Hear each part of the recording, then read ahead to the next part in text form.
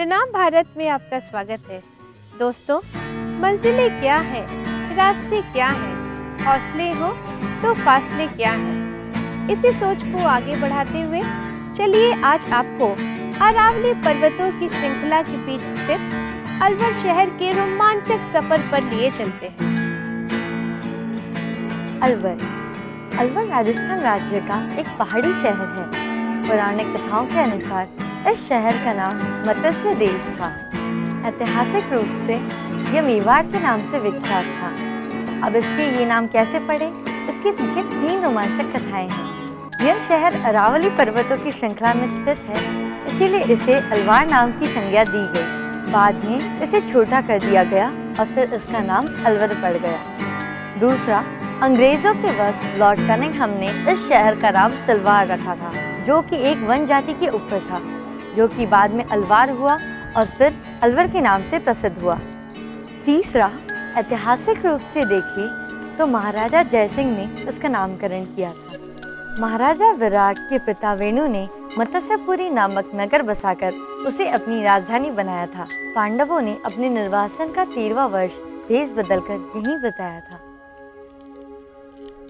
ये प्रशासनिक मुख्यालय के साथ साथ राष्ट्रीय राजधानी क्षेत्र यानी कि NCR में भी आता है। अलवर सुंदर झीलों, भव्य महलों, शानदार मंदिरों और विशाल किलों के लिए प्रसिद्ध है। सैलानी रेल, वायु मार्ग और सड़क द्वारा अलवर पहुंच सकते हैं। यहां का निकटतम हवाई अड्डा जयपुर का सांगानेर हवाई अड्डा है। यहां की यात्रा के लिए अक्टूबर से मार्च के बीच का समय उत्तम होता है।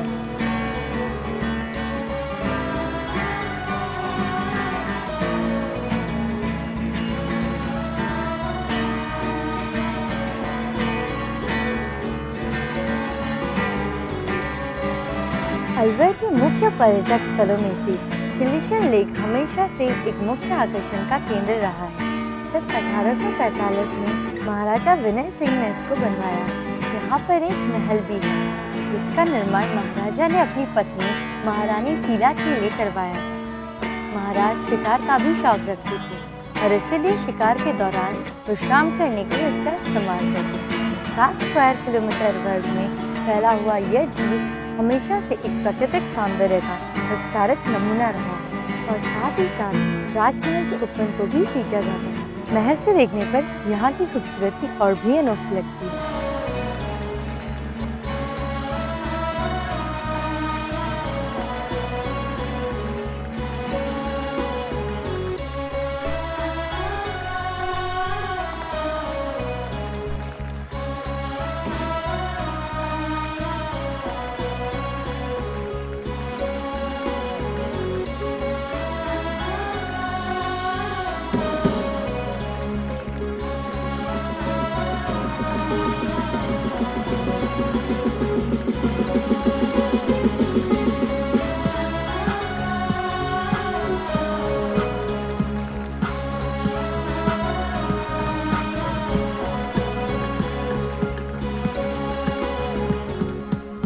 सिलीसर झील आने का सही समय है जुलाई से मार्च और टूरिस्ट यहां आकर वाटर स्पॉट्स का जमकर आनंद लेते हैं। इस झील की सुंदरता में 4 चांद लग जाता है जब दूर देश से आते प्रवासी पक्षियों का हुजूम यहां इकट्ठा होता है।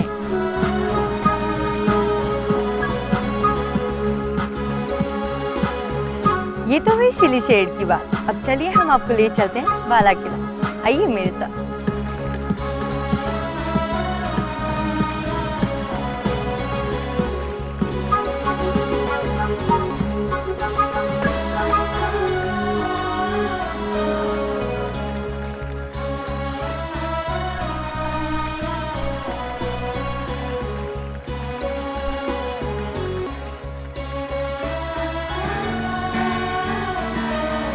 बाला किला, जिसे अलवर किले के नाम से भी जाना जाता है। यह किला इस अलवर शहर के पहाड़ियों पर स्थित है। इस किले का निर्माण सन 1550 में महाराजा हसन खान मेवाती द्वारा करवाया गया।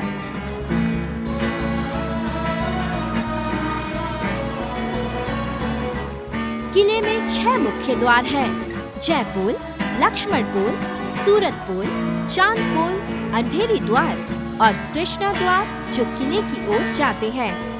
इस किले में बंदूकें चलाने के लिए 446 छिद्र हैं, 15 बड़े टावर और 51 छोटे टावर हैं। साथ ही ये किला जो अपनी वास्तुकला के डिजाइन के लिए प्रसिद्ध है।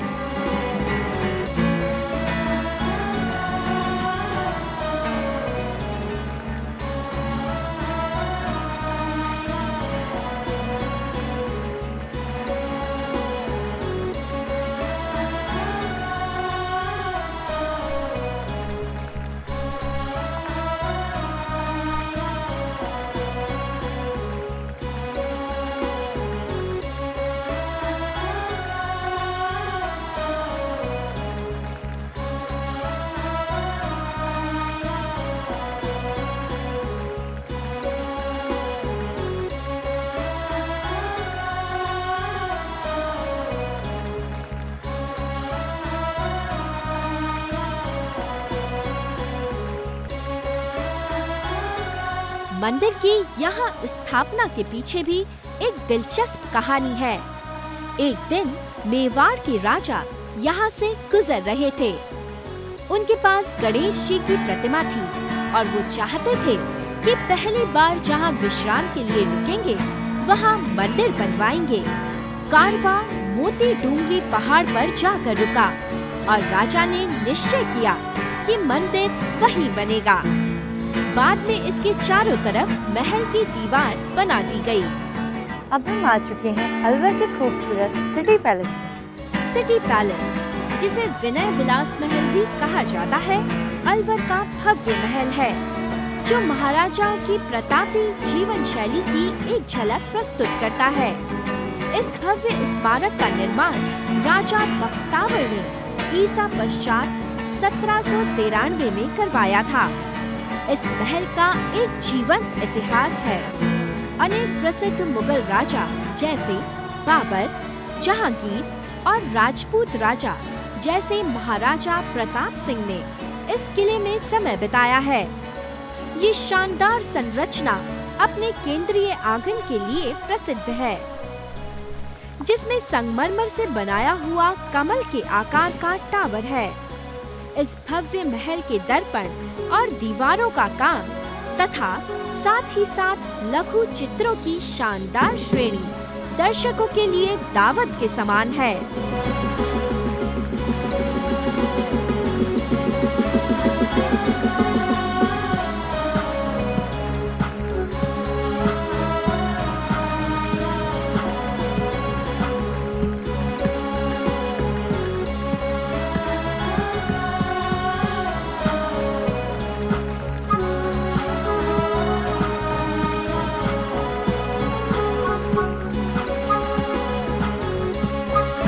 आइए अब मैं आपको ले चलती हूँ। अब हम शहर के चर्च रोड पर स्थित क्लॉक टावर में आ चुके हैं। टावर के शीर्ष पर एक बड़ी 4 पक्षीय घड़ी है, जिसे दूर से ही देखा जा सकता है। टावर के निचले हिस्से में सुंदर वास्तुशिल्प संरचनाएं हैं, जबकि मध्य भाग में कुछ लोकप्रिय देशभक्ति नारे हैं।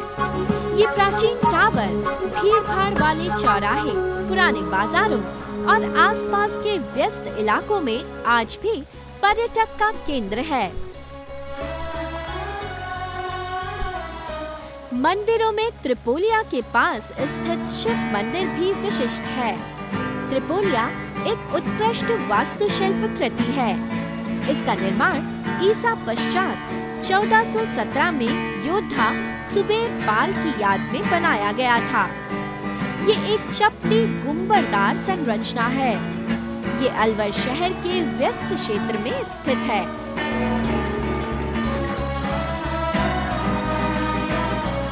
ऐतिहासिक जगहों की बात करें तो फतेह जंग के मकबरे का जिक्र करना जरूरी हो जाता है। ये सुंदर मुगल वास्तुकला और उनकी शैली का नमूना है। ऊंचे ऊंचे मीनारों और बलुआ पत्थर से बना देसी शिल्प के छोटे छोटे रूपरेखा लोगों को अपनी ओर आकर्षित करती है। इसके चारों तरफ सुंदर बाग है। जब अलवर शहर की बात हो और अलवर के महाराजा जितेंद्र सिंह जी का जिक्र ना हो, भला ऐसा तो हो ही नहीं सकता।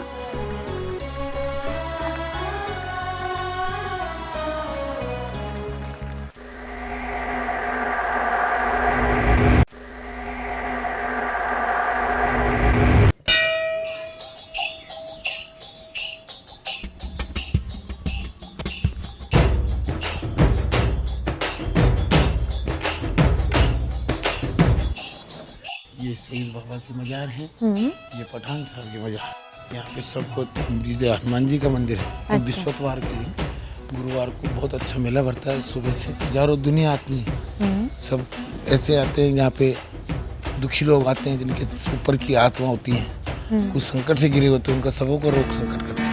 तो ये बहुत अच्छा चेतन मेला भरता है। हजारों दुकानें लगती हैं, सब कुछ लगता है।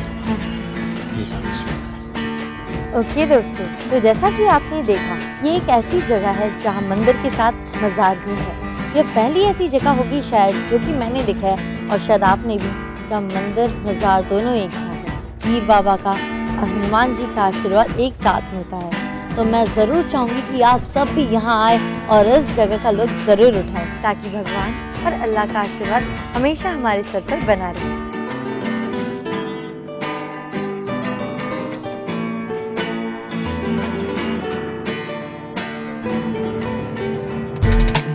तो दोस्तों, जैसा कि हम पहुंच चुके हैं अलवर शहर के बहुत ही शानदार से रेस्टोरेंट में, तो चलिए कुछ और पता लगाते हैं इसी शहर के बारे में। सर, क्या मैं जान सकती हूँ आप कहाँ से हो? मैं अलवर से हूँ। अच्छा, अलवर से। तो बढ़िया है सर, हम कुछ और जान सकते हैं अलवर के बारे में। ज़रा मुझे कुछ बताइए सिटी के बारे में, शहर के बारे में। मैडम, यूँ तो अलवर एक बहुत ही सौम्य शहर है। यहाँ पर राजनीतिक, पौराणिक, शैक्षणिक, आर्थिक, टूरिस्ट प्लेस की दृष्टि से बहुत ही अच्छा शहर है। घूमने की दृष्टि से यहाँ पर सरिस्का, जैसलमेर, मुस्लिम की छतरी और अन्य बहुत सारी जगह हैं। तो दोस्तों, जैसा कि आपने देखा कि इन्होंने कहा अलवर सिटी के बारे में कुछ और, जो कि इन्होंने एक और चीज़ कहा है, ये शहर है राजस्थान का प्रवेश द्वार। तो चलिए, हो गई बात अब अलवर के बारे में, अब बात करते थोड़ी सी और जायके के लिए। तो सर, जैसा कि आप इस रेस्टोरेंट में बैठे हो, कुछ खा रहे हो, चख रहे हो, ज़रा मुझे अलवर के जायके के बारे में कुछ बताइए। मैडम, आप घूमते घूमते शहर के रेस्टोरेंट आए थे। यहाँ का खाना बहुत ही टेस्टी है। अच्छा। और हम समय समय पर, ये मान लीजिए कि महीने में 1 से 2 बार यहाँ पर आई जाते हैं। अभी हम सूप का आनंद ले रहे थे, उसी समय में हमने खाने का ऑर्डर किया हुआ है। लजीज खाना यहाँ का आने वाला है। यहाँ के दही बड़े, पनीर की सब्जी, नान बहुत ही टेस्टी है। तो दोस्तों, जैसा कि आपने सुना जब हम इनसे बात कर रहे थे कि इस ठंड के मौसम में ये ले रहे हैं सूप का मजा, तो मैं भी क्यों रुकूं, मुझे भी बड़ी ज़ोरों की भूख लग रही है। तो मैं भी चखती हूँ कुछ जाएगा, तक आप भी चखिए।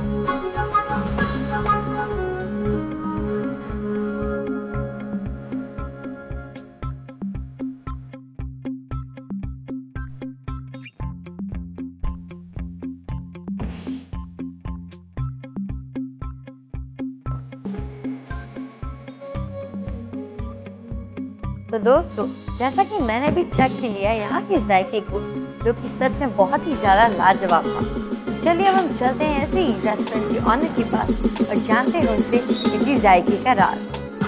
तो सर, मैं आपसे जानना चाहूँगी कि यहाँ का जायका जो बहुत ही ज़्यादा फेमस है, बहुत ज़्यादा मशहूर है, और मैं कहना चाहती हूँ बहुत ही ज़्यादा लजीज भी है, इसका राज मैं जानना चाहूँगी, ज़रा बताइए। ये भोजनालय हमारे पिताजी ने श्री सतपाल जी महाराज की कृपा से, उनके आशीर्वाद से 1950 में शुरू किया था।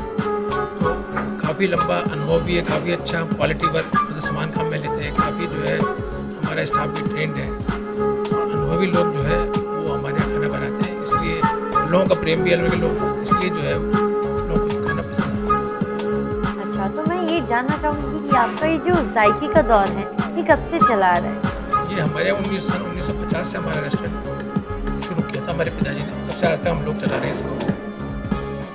और हमारा सारा सामान वगैरह हमारे पिताजी स्वयं खरीदते हैं, सब्जी वगैरह, वेजिटेबल्स वगैरह सब खुद ही खरीदते हैं। तो दोस्तों, जैसा कि आपने देखा कि ये जायका आज का नहीं है, बल्कि ये पीढ़ी दर पीढ़ी चला आ रहा है। और मैं कहना चाहूँगी, मैंने तो इसे चखा, बहुत ही ज़्यादा लाजवाब था। मैं आपसे भी कहना चाहूँगी जब भी अलवर आओ ये जायका चखना मत भूलिएगा।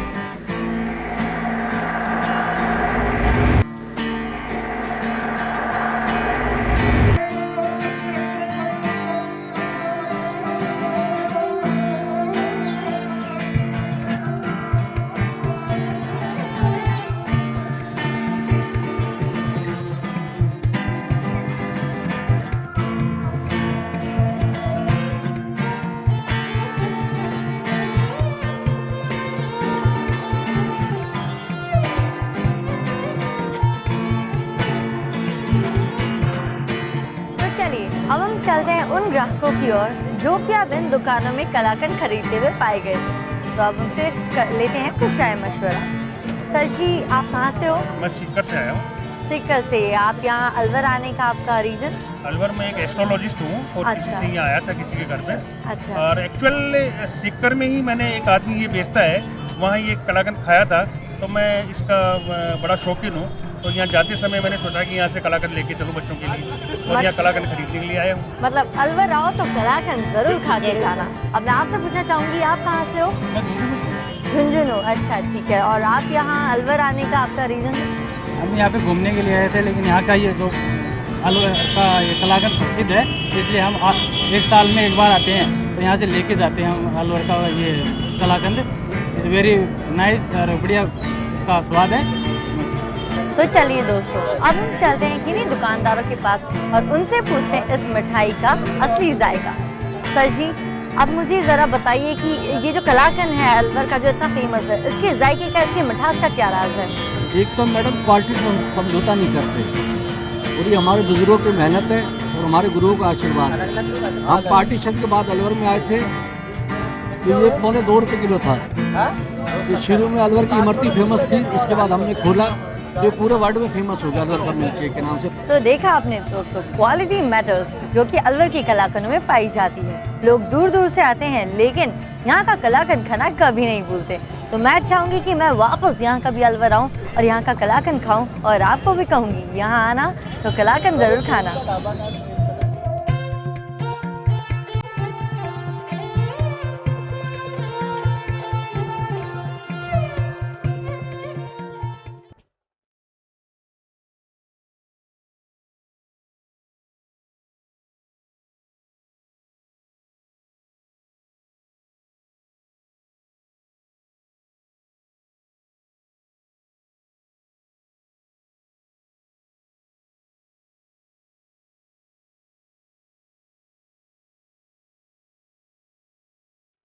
अलवर बाजार के बाद आ गई हूँ मैं अब चूड़ी मार्केट में। कहा जाता है कि अलवर के कलाकंदों के बाद दूसरा चीज फेमस है, वो है अलवर की चूड़ियाँ। मैंने तो देखी, मुझे तो बहुत भाई, लेकिन जरा पता करते हैं कि आखिर इतनी खासियत है क्यों। तो चलिए अब हम चलते हैं अलवर के कुछ चूड़ी दुकानदारों के पास और उनसे पूछते हैं इन चूड़ियों की खासियत। तो सर जी, मैं आपसे पूछना चाहूंगी, जो कि इतनी शानदार चूड़ियाँ हैं अलवर की, जो मुझे भी बहुत ज्यादा भाई, इनका राज क्या है, इनके बारे में जरा बताइए। राजस्थानी आइटम है मैडम, स्वाद का प्रतीक चीज है। ये तो सब जो भी मतलब नाक का आइटम है, सबसे ज्यादा बिकता है ये वाला आइटम। राजस्थानी आइटम है ये चीज, लेडीज का श्रृंगार।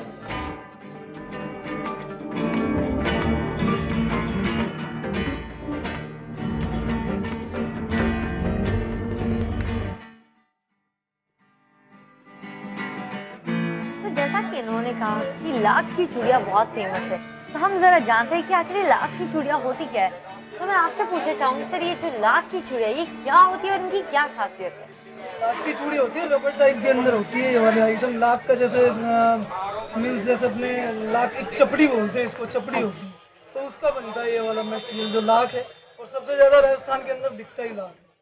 अच्छा, तो सबसे ज्यादा राजस्थान में ये लाख की चूड़ियाँ जो है ये बिकती है, इनका ये कहना है, जो कि एक रबर से मटेरियल से बनता है। तो चलिए हम पूछते हैं कि ये जो पूरा चूड़ी बाजार है, जो कि बहुत ही शानदार है, इनसे पूछते हैं कि कितना पुराना है। तो मैं एक और चीज आपसे पूछना चाहूंगी, ये जो चूड़ी बाजार है, चारों तरफ चूड़ियाँ, ये कितना पुराना मार्केट है? ये समथिंग 50 साल पुराना मार्केट है। 50 साल पुराना। ओके, तो देखा आपने दोस्तों, जहाँ फैशन की हमें सम मिलती है कि यहाँ का बाजार बहुत ही अच्छा है, और साथ ही साथ जो क्वालिटी मैंने तो देख ली, और मैं आपको भी सजेस्ट करना चाहूंगी कि जरूर जब भी अलवर आओ यहाँ की कलाकृति और यहाँ की चूड़ियाँ जरूर देखना। इसी के साथ चलिए अब हम चलते हैं दूसरी जगह।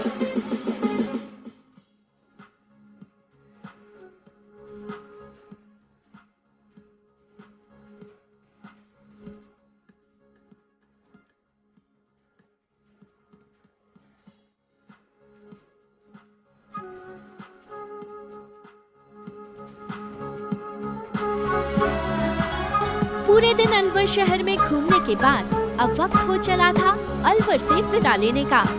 तो फाइनली प्रणाम भारत की टीम आ पहुंची अलवर के जंक्शन पर।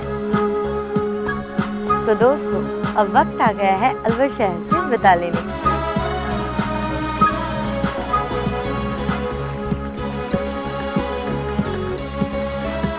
उम्मीद है आज अलवर की पहाड़ियों की सैर करके यहाँ के जायके का लुत्फ उठाकर आपको भी उतना ही मजा आया होगा जितना कि हमें। अगली बार एक नए शहर में एक नई यात्रा के साथ होगी आपसे मुलाकात। तब तक दीजिए हमें इजाजत। प्रणाम भारत।